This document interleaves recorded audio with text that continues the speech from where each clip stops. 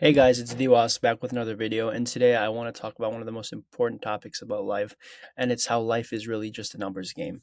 Now, I want to talk about the fact, like, not just men, but women, children, and everyone else, they quit right before it works, right?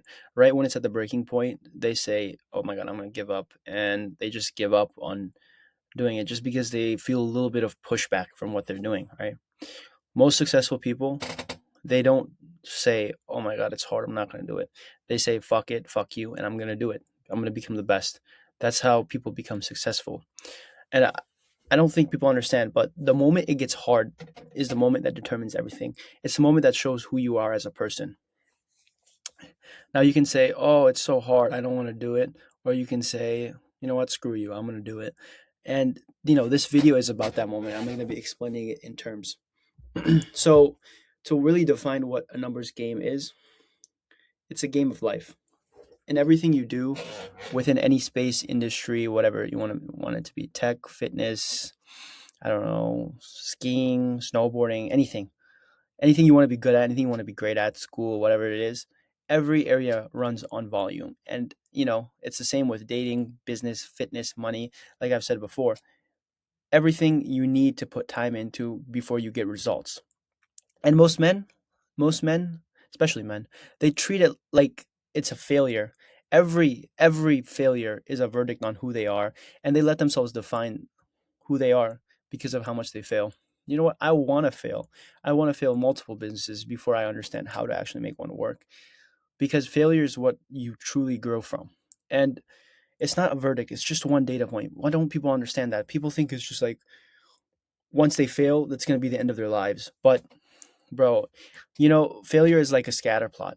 It's not linear. It's not gonna linearly go down. It's gonna be exponential. It's gonna be a scatter plot where there's multiple things that you fail in, and eventually you just explode because you learn from all those failures. So the man who attempts the most is the one who's gonna succeed, guys.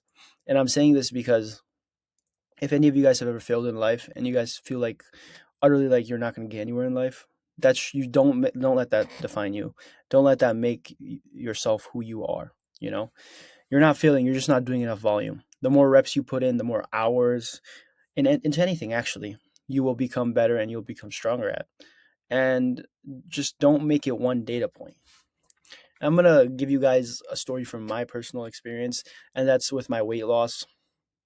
So going into eighth grade to ninth grade to high school, transitioning from it, middle school was one of the worst years, bro. I hate middle school. Worst time of my life. Okay.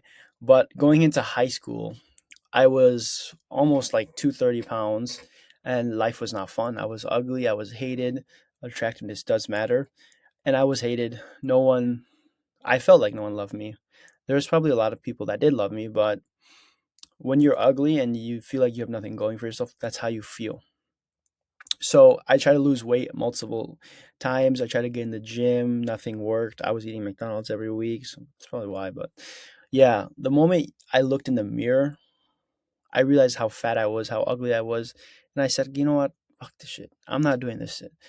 Like, I got really to a point where I think it was end of COVID because freshman year I was still a fat ass. And it got to a point where I was going through life like it was like emotions. I was a robot. I was not enjoying. I was depressed, and I wanted to kill myself. Yeah, that's like everyone wants to do that. Everyone gets to that point. I've dealt through so much worse, and I've gotten through it.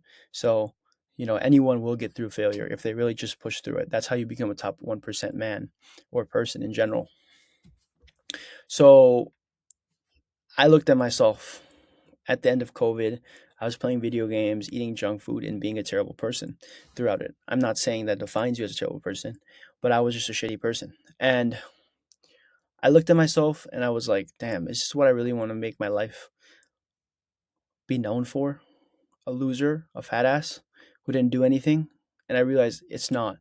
And I dialed in, right? People will give you this BS of, oh, don't work too much, don't do that too much. No, life is a game of volume and you need to put in as much as you want to get out of it. So that's when things took a turn. I was playing soccer. I was trying to lose weight more, and I was really just locked in my goals and whatever you want to call it. And people called me intense, right? I was going home like to there would be like celebrations and stuff we would have in my family, and like anytime I got in there, my aunts, uncles, anyone, they'd be like, "Oh, you got fatter. Oh, you got skinnier. Oh, you're this, you're that." I mean, that's really like it's a cultural thing. It's a cultural norm within Asian society, and it's like normal for people to do that. But obviously, it hurt, and you get compared. Lots of comparisons. You just get compared by your family 24/7, and it's hard. It really hurt me at a time, but that didn't let that stop me. It was pushing through the volume. I was just putting in mad work. So I was going into these like cultural things that we did or whatever, and I was not eating any food there. I was dieting, and my aunt, my uncle, my mom, my dad, they all said, "Oh, you're doing too much. Don't do that. Don't You're cutting too much. Don't try to eat more. You should eat more and stuff. It's okay. You look fine." My mom was actually was my mom was not that like she actually wanted me to lose weight, so she would like restrict me from food. She's a good mother. But at the end of the day, if you don't do it for yourself, you're never going to lose your weight, right? And I was just insanely focused on the diet. It got bad to a point where I did say I took it too much, and I was just going at it ham and ham. I was basically playing soccer from sunrise to sunset, and then I was eating like a salad and chicken breast a day. That was it. That was my whole meal, and I lost over 70 pounds within that summer, sophomore summer, I think, or no, freshman summer after freshman year. And people were like, "Damn, you did it! You really did what you said you were gonna do and stuff."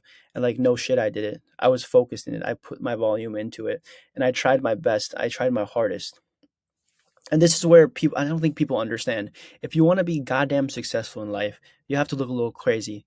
Batman, right? From Joker, like Joker, you have to be like the Joker. You have to be a little maniacal. You have to be crazy.